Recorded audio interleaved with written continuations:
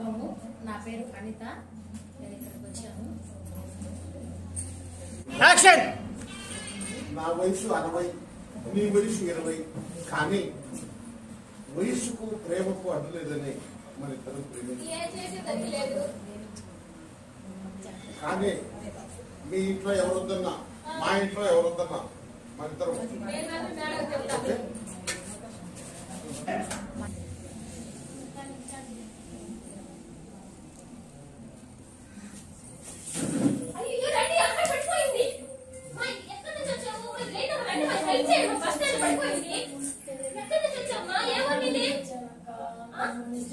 నేను ఖమ్మం నుంచి వచ్చాను.